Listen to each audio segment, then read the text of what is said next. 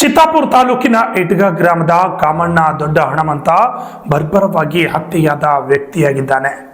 ಸುರೇಶ್ ದೊಡ್ಡ ಹಣಮಂತ ಕೊಲೆ ಮಾಡಿರುವ ಆರೋಪಿ ಎಂದು ಪೊಲೀಸರ ತನಿಖೆಯಿಂದ ಬಹಿರಂಗಗೊಂಡಿದೆ.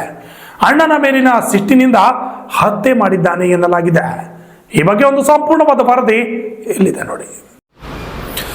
ಜುಲೈ 5ರಂದು ಇಟ್ಗ ಗ್ರಾಮದಲ್ಲಿ ಕಾಮಣ್ಣ ದೊಡ್ಡ ಹಣಮಂತ ಅವರ ಮೃತದೇಹ ಅವರ ಮನೆ ಸಂದಿಯಲ್ಲಿ ಬಿದ್ದಿತ್ತು. ಮನೆ ಛತ್ತಿನ ಮೇಲಿನಿಂದ ಬಿದ್ದು ಮೃತಪಟ್ಟಿರಬೇಕು ಎಂದು ಅಂತ್ಯಕ್ರಿಯೆ ಮಾಡಲಾಗಿತ್ತು. ಮಗನ ಸಾವಿನ ಕುರಿತು ಸಂಶಯವಿದೆ ಎಂದು ಮೃತ ಕಾಮಣ್ಣನ ತಾಯಿ ಪಾರ್ವತಿ ಪೊಲೀಸ್ ಠಾಣೆಗೆ ದೂರು ನೀಡಿದ್ರು. ದೂರು ಆಧರಿಸಿ ಸಂಶಯಾಸ್ಪದ ಸಾವು ಪ್ರಕರಣ ದಾಖಲಿಸಿಕೊಂಡಿದ್ದ ಪೊಲೀಸರು ಕಾಮಣ್ಣ ಶವವನ್ನು ತಹಸೀಲ್ದಾರ್ ಅಮರೇಶ್ ಬಿರಾದರ್ ನೇತೃತ್ವದಲ್ಲಿ ಹೊರಗೆ ತೆಗೆಸಿ ಮರಣೋತ್ತರ ಶವ ಪರೀಕ್ಷೆ ಮಾಡಿಸಿದ್ರು. ಶವ ಪರೀಕ್ಷೆಯ ವರದಿ ಬಳಿಕ ಕೊಲೆಯಾಗಿರುವ ಕುರಿತು ಖಚಿತಪಡಿಸಿಕೊಂಡು ಆಗಸ್ಟ್ 23ರಂದು ಕೊಲೆ ಪ್ರಕರಣ ದಾಖಲಿಸಿಕೊಂಡು ತನಿಖೆಯನ್ನು ಆರಂಭಿಸಿದ್ರು.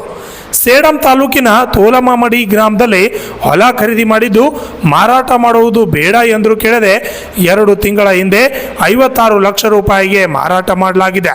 ಹೊಲ ಮಾರಿದ ಸ್ವಲ್ಪ ಹಣವನ್ನು ಕಾಮಣ್ಣ ತಂದೆ ತಾಯಿ ಹೆಸರಿನಲ್ಲಿ, ಇನ್ನೂ ಸ್ವಲ್ಪ ಹಣವನ್ನು ತನ್ನ ಹೆಸರಿನಲ್ಲಿ ಇಟ್ಟಿದ್ದ. ಆದರೆ ತಮ್ಮ ಸುರೇಶನ ಹೆಸರಿನಲ್ಲಿ ಹಣ ಇಟ್ಟಿರಲಿಲ್ಲ.